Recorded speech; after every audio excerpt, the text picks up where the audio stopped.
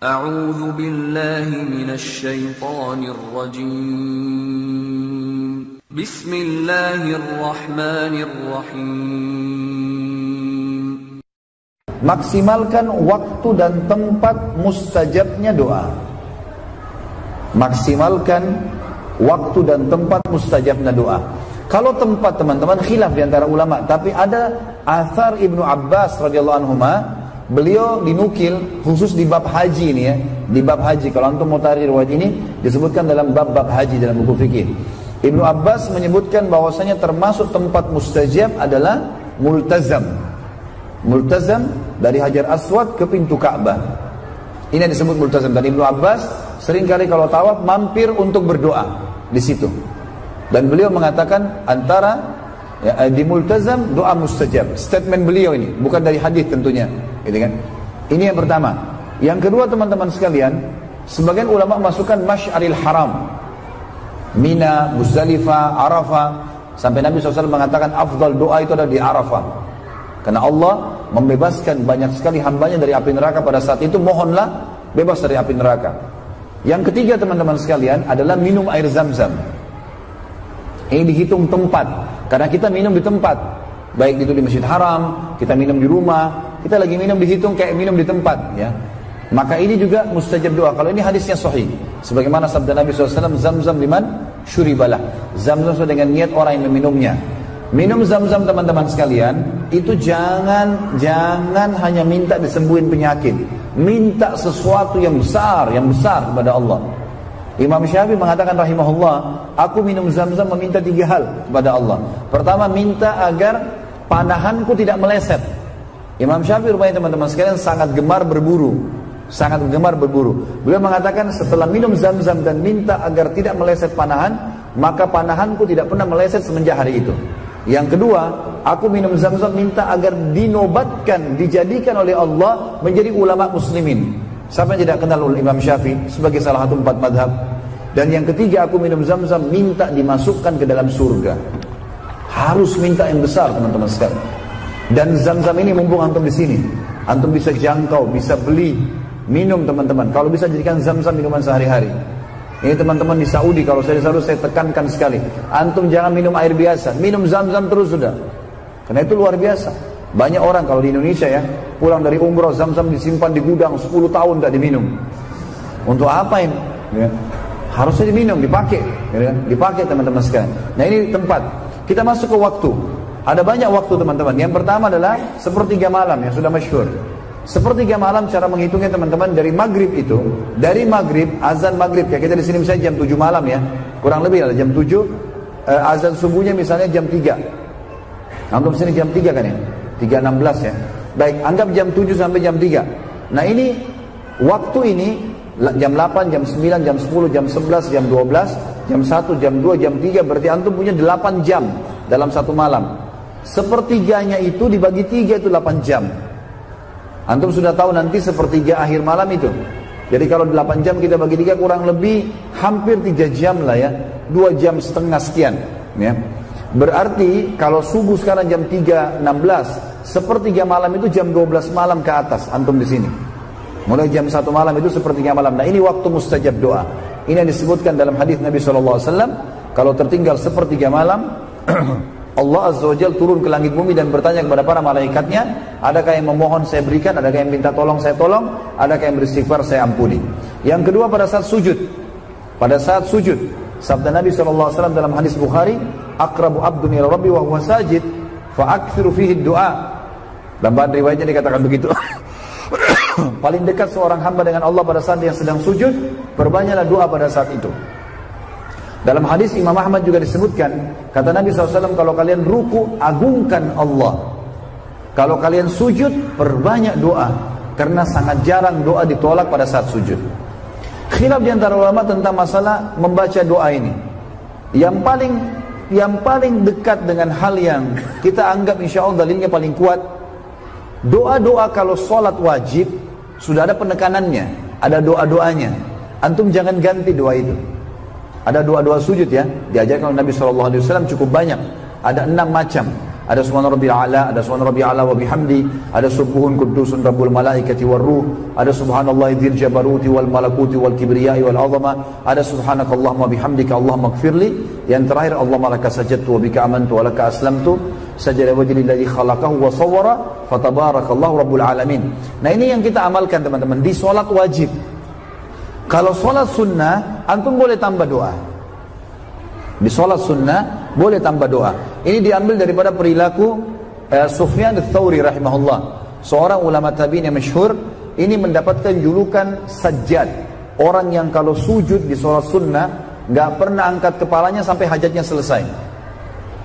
Maka ini termasuk teman-teman sekalian hal yang mendasar dan mesti difahami. Tinggal khilaf di antara ulama juga tentang masalah bolehkah menyebutkan bahasa masing-masing dalam sujud atau harus bahasa Arab. Ini juga khilaf di antara mereka. Tapi ini yang dibahas di sholat sunnah ya. Sholat wajib mutlak tidak boleh. Antum baca doa yang sudah ada dalilnya. Kalau sholat sunnah berbeda. Ada hadis Nabi SAW, Al-mar'u maliku li nafilatihi. Seseorang pemilik sholat sunnahnya, gitu kan? Sholat sunnah itu bisa antum duduk atau berdiri tanpa sebab. Antum mau sholat ba'da isya, tidak capek, tidak apa, saya mau duduk aja deh, boleh kalau sholat sunnah. Tapi ingat sabda Nabi, sholat duduk setengah pahala orang berdiri. Tidak boleh, tapi setengah, gitu kan? Makanya harus diperbaiki, difahami teman-teman sekalian. Baik, itulah masalah sujud. Kemudian yang ketiga, sebelum salam terakhir, sebelum salam di tahiyat terakhir, sabda Nabi SAW yang dihasankan oleh para ulama, diriwayatkan Hakim, Baihaqi, Imam Ahmad menyebutkan semua ini. Kata Nabi SAW setelah mengajarkan sahabat doa-doa sebelum salam, mengatakan falyad'u ma yasha. Setelah itu dia boleh berdoa apa yang dia inginkan. Tetapi sama, kalau sholat wajib antum cuma boleh membaca sebelum salam 23 doa yang Rasulullah SAW ajarkan. 23 doa. Di antaranya a'udzubika Allahumma a'udzubika min adzabi jahannam min adzabil kubur dan seterusnya sampai 23 doa. Ini teman-teman kalau ikutin ceramah saya di YouTube tentang doa-doa zikir dalam sholat, doa dan sholat ini akan saya sebutkan 23 doa itu. Kemudian kalau sholat sunnah ini boleh antum pakai berdoa apa saja, termasuk tempat yang mustajab. Selanjutnya teman-teman sekalian yang keempat adalah berpuasa kayak antum sekarang. Sabda Nabi SAW dalam hadis sahih riwayat Imam Ahmad, orang yang puasa tidak ditolak doanya. Dalam hadis yang lain riwayat Imam Muslim, bagi orang puasa ada waktu yang mustajab dan itu tepatnya pada saat berbuka puasa. Maka ini juga termasuk waktu. Kemudian yang selanjutnya yang kelima adalah musafir. Kata Nabi SAW, musafir sangat jarang ditolak doanya. Hadis sahih riwayat Imam Ahmad. Kemudian juga yang keenam, hujan sedang turun. Dalam hadis Bukhari Muslim disebutkan pada saat hujan turun, kata Nabi SAW, berdoalah karena rahmat Allah sedang turun. Selanjutnya teman-teman sekalian, pada saat perang sedang berkecamuk, perang sedang berkecamuk, ini diambil daripada hadis Bukhari Muslim, bahwasanya Nabi SAW setiap kali sudah mau akan berkecamuk peperangan mengatakan, ud'u rabbakum, berdoa kepada Tuhan kalian. Dan umumnya semua doa yang disampaikan pada saat itu diijabah oleh Allah. Kemudian teman-teman sekalian yang kedelapan antara azan dan iqamah, sudah kita tahu, kata Nabi SAW antara azan dan iqamah doa tidak ditolak. Yang selanjutnya doa orang tua untuk anak. Hati-hati teman-teman, tinggalkan semua kata-kata nakal, bodoh atau apa saja.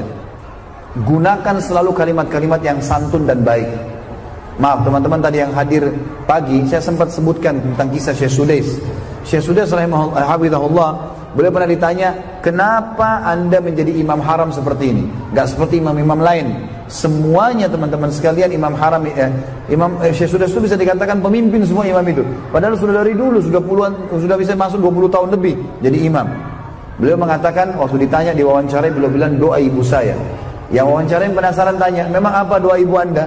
Dia mengatakan, dulu waktu saya masih kecil, kalau saya nakal sekali, ibu saya mengatakan, pergilah ke masjid haram, semoga kau jadi imam haram. Dalam kondisi ibunya emosi, tetap doa yang baik. Ini harus teman-teman dibaiki. Kemudian selanjutnya, doa anak untuk orang tuanya. Seperti kita tahu hadis, kalau anak anda meninggal dunia terputus amalnya kecuali dari 3 sumber, ilmu sedekah jariyah, ilmu bermanfaat, dan anak yang soleh yang mendoakannya. Berarti di sini diijabah doanya, karena pasti diantarkan dikasih kepada orang mati itu. Selanjutnya teman-teman sekalian adalah doa muslim untuk muslim yang lain. Ini sebenarnya hadis Bukhari Muslim. Kata Nabi SAW, doa muslim kepada muslim yang lain ala dhahril ghaib, tidak berhadapan, mendoakan saudaranya diam-diam di belakang, itu diijabah. Dan yang terakhir teman-teman adalah hari Jumat. Dan ini ada dua waktu. Dua-duanya hadis sahih. Yang satu hadis riwayat Imam Muslim. Kata Nabi SAW, hari Jumat pasti ada waktu diijabah doa. Pasti ada waktu diijabah doa, gitu kan? Dan kejarlah pada saat khatib atau imam sedang duduk di khutbah kedua sampai diiqamahkan sholat. Makanya dari hadis riwayat Muslim ini, semua khatib yang faham sunnah Nabi SAW mereka akan berdoa. Yang kedua riwayat Nasai, hadis sahih, kata Nabi SAW, Jumat 12 waktu. Kalau kita sekarang 12 jam, dari azan subuh sampai azan maghrib. Tidak ada seorang muslim di muka bumi yang berdoa sama Allah di 12 waktu itu kecuali diijabah. Dan kejarlah habis asar sampai terbenam matahari. Berarti ada dua waktu kita disuruh kejar di hari Jumat. Pada saat khatib khutbah kedua, dan pada saat habis asar sampai terbenam matahari tentunya.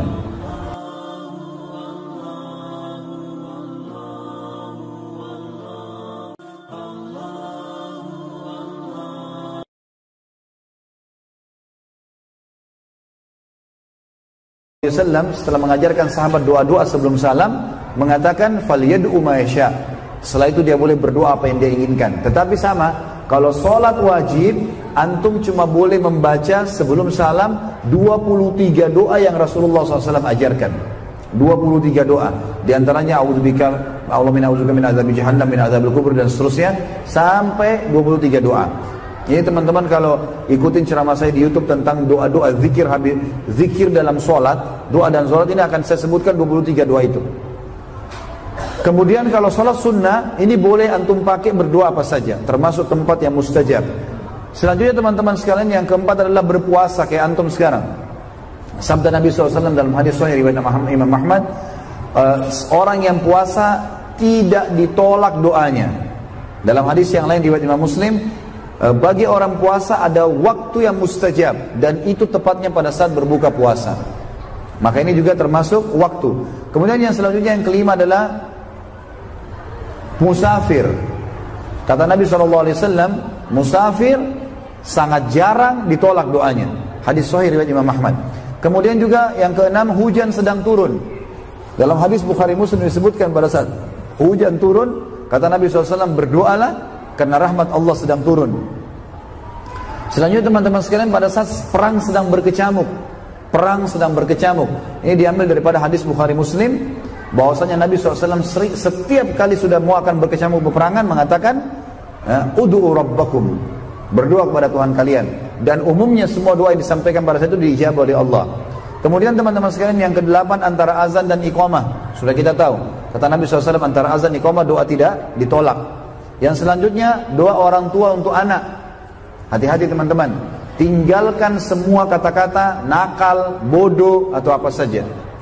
Gunakan selalu kalimat-kalimat yang santun dan baik. Maaf teman-teman, tadi yang hadir pagi saya sempat sebutkan tentang kisah Syekh Sudais. Syekh Sudais rahimahullah, beliau pernah ditanya, kenapa anda menjadi imam haram seperti ini, gak seperti imam-imam lain? Semuanya teman-teman sekalian imam haram. Syekh Sudais itu bisa dikatakan pemimpin semua imam itu, padahal sudah dari dulu sudah bisa masuk 20 tahun lebih jadi imam. Beliau mengatakan, waktu ditanya di wawancara, beliau bilang doa ibu saya. Yang wawancara penasaran tanya, memang apa doa ibu anda? Dia mengatakan, dulu waktu saya masih kecil, kalau saya nakal sekali, ibu saya mengatakan, pergilah ke masjid haram, semoga kau jadi imam haram. Dalam kondisi ibunya emosi, tetap doa yang baik. Ini harus teman-teman dibaiki. Kemudian selanjutnya, doa anak untuk orang tuanya. Seperti kita tahu hadis, kalau anak Anda meninggal dunia terputus amalnya kecuali dari 3 sumber, ilmu sedekah jariyah, ilmu bermanfaat, dan anak yang soleh yang mendoakannya. Berarti di sini diijabah doanya, karena pasti dikasih kepada orang mati itu. Selanjutnya teman-teman sekalian adalah doa muslim untuk muslim yang lain. Ini sebenarnya hadis Bukhari Muslim.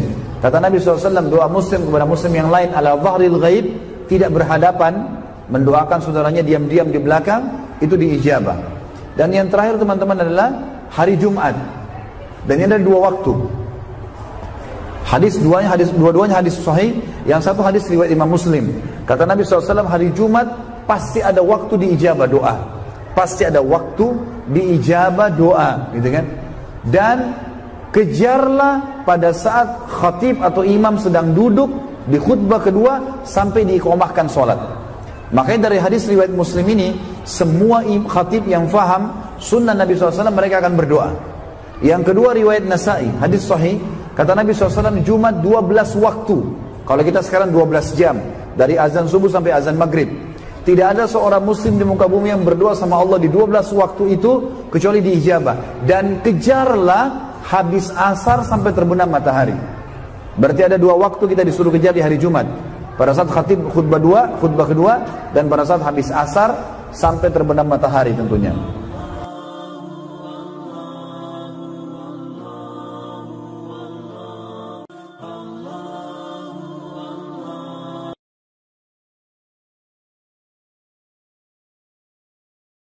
Jadi imam haram dalam kondisi ibunya emosi, tetap doa yang baik. Ini harus teman-teman dibaiki. Kemudian selanjutnya doa anak untuk orang tuanya. Seperti kita tahu hadis, kalau anak Adam meninggal dunia terputus amalnya kecuali dari 3 sumber, ilmu sedekah jariyah, ilmu bermanfaat, dan anak yang soleh yang mendoakannya. Berarti di sini diijabah doanya, karena pasti dikasih kepada orang mati itu. Selanjutnya teman-teman sekalian adalah doa muslim untuk muslim yang lain. Ini sebenarnya hadis Bukhari Muslim. Kata Nabi SAW, doa muslim kepada muslim yang lain ala zahril ghaib, tidak berhadapan, mendoakan saudaranya diam-diam di belakang, itu diijabah. Dan yang terakhir teman-teman adalah hari Jumat. Dan ini ada 2 waktu. Dua-duanya hadis sahih. Yang satu hadis riwayat Imam Muslim.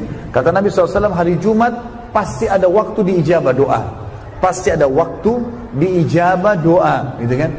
Dan kejarlah pada saat khatib atau imam sedang duduk di khutbah kedua sampai diiqamahkan sholat. Makanya dari hadis riwayat Muslim ini, semua khatib yang faham sunnah Nabi SAW mereka akan berdoa. Yang kedua riwayat Nasai, hadis sahih, kata Nabi SAW Jumat 12 waktu. Kalau kita sekarang 12 jam, dari azan subuh sampai azan maghrib. Tidak ada seorang muslim di muka bumi yang berdoa sama Allah di 12 waktu itu kecuali diijabah. Dan kejarlah habis asar sampai terbenam matahari. Berarti ada 2 waktu kita disuruh kejar di hari Jumat. Pada saat khatib khutbah kedua, dan pada saat habis asar sampai terbenam matahari tentunya.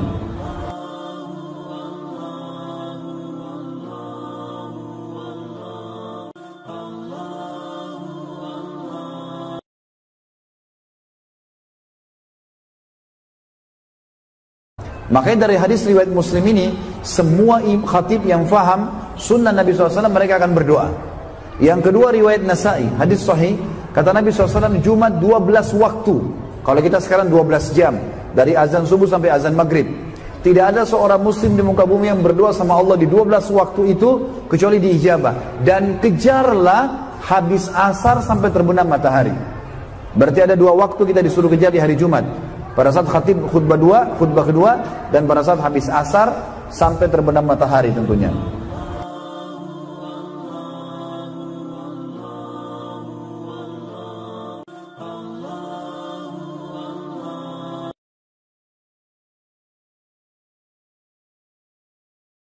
Khatib khutbah kedua, dan pada saat habis asar sampai terbenam matahari tentunya.